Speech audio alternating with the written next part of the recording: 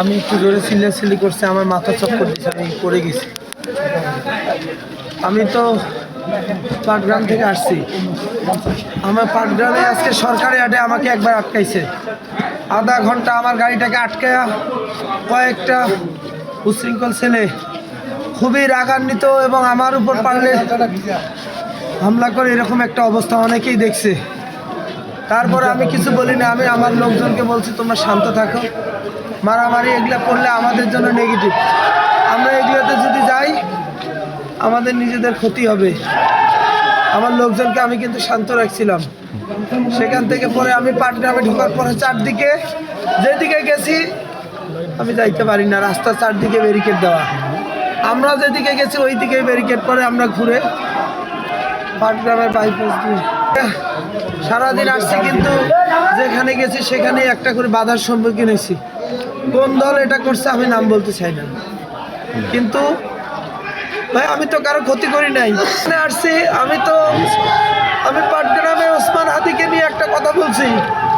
আমি বলছি আমি সারাদিন কয়েকবার ম্যাজিস্ট্রেটকে ফোন দিছি, ফোন দিয়ে বলছি দেখেন আমার উপর যে কোনো সময় হামলা হতে পারে, কারণ আমাকে দুইবার আজকে আটকাইছে। আমি তাদের কাছে সহযোগিতা চাইছি। আমি কিন্তু পাটগ্রাম থানার ওসিকেও ফোন দিছি, উনি অস্বীকার করতে পারবে না দিনের বেলায়, কিন্তু কোনো পুলিশ প্রশাসন কেউ আমাকে প্রোটেকশন দেওয়ার জন্য আসে নাই। আমি বাউরা পর্যন্ত আসছি, অনেক শঙ্কিত ছিলাম।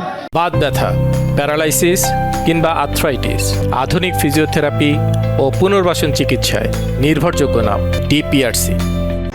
হেলমেট ছিল 6 জনের মাথায়, 3 রাউন্ড গুলি উপর দিকে ছুঁড়াই, একজন রামদানা কি একটা হাতে আসিল, খালি কোপ, গাড়ির উপরে কোপ। আপনারা ওই যে গাড়িটা ওইখানে আছে, শিহাব আহমেদকে হত্যার উদ্দেশ্যে এই হামলা সন্ত্রাসীরা চালায়। শিহাব আহমেদকে হত্যা, পরিকল্পিতভাবে হত্যা। শিহাব আহমেদকে জোড়া পুকুরে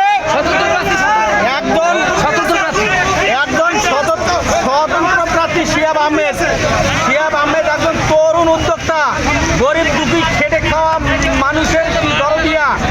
শিহাব আহমেদ অনেক মানুষকে সহযোগিতা করে, সাহায্য করে, সেজন্য শিহাব আহমেদ যাতে এমপি হতে না পারে শিহাব আহমেদকে মেরে ফেলার ষড়যন্ত্র করেছে। শিহাব আহমেদের গাড়িতে হামলা করেছে, যারা হামলা করেছে তাদের বিচার চাই, তাদেরকে অবিলম্বে গ্রেপ্তার করা হোক।